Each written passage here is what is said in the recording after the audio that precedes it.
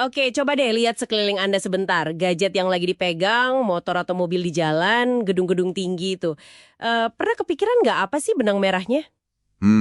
Pasti ada hubungannya sama bahan dasarnya ya. Tepat, semuanya itu bisa ada ya karena material teknik.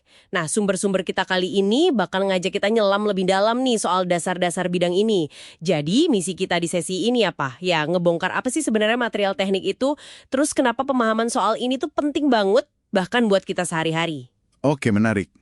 Sip, langsung aja kita bedah. Jadi material teknik itu gampangnya apa ya? Intinya sih itu bahan-bahan yang dipilih, kadang diolah juga, sama para insinyur secara spesifik. Tujuannya buat bikin produk atau struktur yang fungsinya jelas gitu. Jadi bukan sembarang bahan ya. Oh, oke. Ada proses seleksinya berarti ya? Betul banget.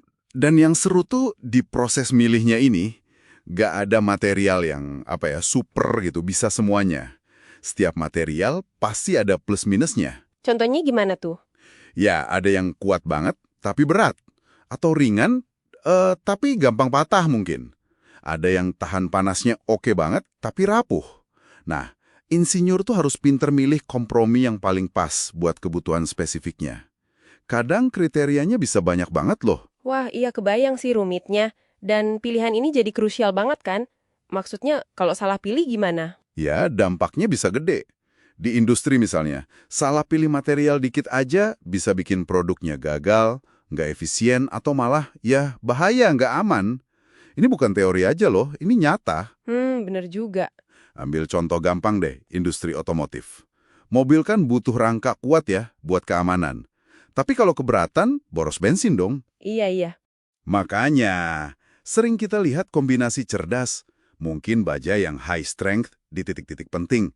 Tapi di panel bodi pakai aluminium atau malah polimer yang diperkuat. Biar apa? Biar beratnya kurang, tapi kekuatannya nggak terlalu dikorbanin. Seni nyembangin material ini. Oh gitu ya.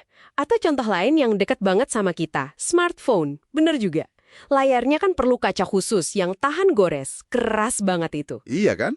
Terus bodinya mungkin logam ringan kayak aluminium atau polimer canggih. Di dalamnya ada lagi tuh komponen keramik kecil-kecil buat isolator listrik. Satu barang kecil gitu, tapi isinya macam-macam material ya. Betul. Kayak simponi material gitu.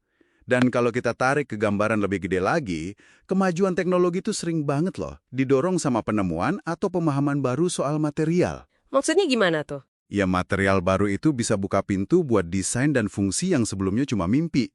Pesawat jadi lebih ringan, baterai lebih efisien. Semua itu fondasinya, ya material. Oke, paham. Nah, biar lebih paham fondasinya, biasanya kan material teknik ini dikelompokin ya. Ada berapa kategori utama sih? Biasanya sih dibagi jadi 4 kelompok besar. Ini buat mempermudah aja. Oke, coba kita bedah satu-satu ya. Tapi jangan cuma daftar aja nih, kita lihat uniknya apa. Pertama, logam. Kalau dengar logam, apa yang langsung kebayang? Kuat. Terus bisa dibentuk tanpa patah. Ulet lah istilahnya. Kayak baja buat jembatan, aluminium buat pesawat, tembaga buat kabel listrik. Tapi ya, ada tantangannya juga. Apa tuh tantangannya? Biasanya korosi ya, karat. Terus berat jenisnya relatif tinggi. Dan sifatnya itu bisa beda banget tergantung cara ngolahnya, panas atau dingin misalnya. Menarik. Oke, itu logam. Yang kedua, polimer. Ini keluarga plastik sama karet ya berarti? Iya bener. Yang ini biasanya ringan, fleksibel, terus seringkali lebih murah produksinya.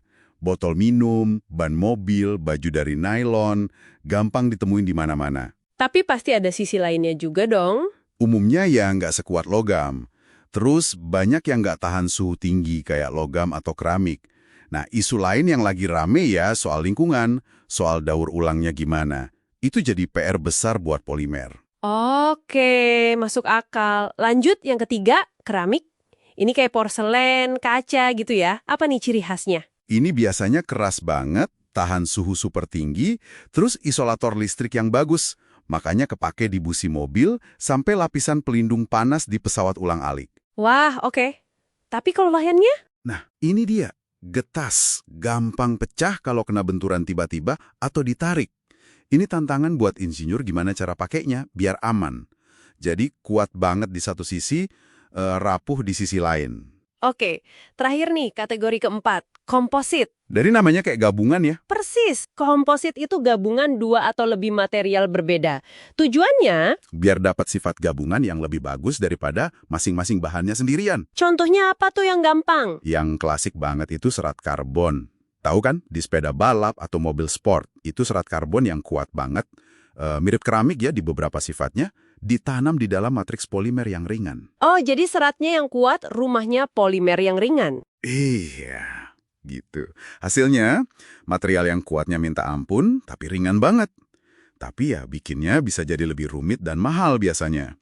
Oke, jadi dari baja buat jembatan sampai serat karbon di sepeda, kita udah lihat 4 keluarga besar ya, logam, polimer, keramik, sama komposit. Dan kayak yang tadi dibilang, produk zaman sekarang jarang banget ya pakai satu jenis doang. Betul sekali. Hampir semua yang Anda lihat itu hasil kombinasi pinter. Ngambil sifat terbaik dari masing-masing kategori buat dapat fungsi yang pas. Jadi kesimpulannya apa nih buat pendengar kita? Kita udah bongkar definisi material teknik, lihat perannya yang penting banget di industri lewat contoh-contoh tadi, terus udah kenalan juga sama 4 keluarga utamanya. Intinya sih, material itu bukan cuma benda mati, tapi elemen aktif yang ngebentuk teknologi kita, dunia kita. Ya, benar banget. Dan pemahaman dasar soal jenis dan sifat material ini baru langkah awal loh. Ini bisa buka pikiran kita soal gimana caranya terus ngembangin material buat kebutuhan masa depan. Sekaligus munculin satu pertanyaan penting nih buat direnungkan. Apa tuh pertanyaannya? Kan kemungkinan buat ngombinasiin atau bahkan nyiptain material baru itu kayaknya nggak terbatas ya. Nah, menurut Anda nih, material masa depan kayak gimana sih yang kira-kira bakal bawa perubahan paling gede buat hidup kita? Mungkin dalam 10 tahun ke depan? Wah, Mungkin material yang bisa nyembuhin dirinya sendiri. Atau material super efisien buat energi bersih. Atau jangan-jangan ada sesuatu yang benar-benar baru. Coba deh dipikirin, kira-kira apa ya dan kenapa? Sesuatu buat Anda renungkan.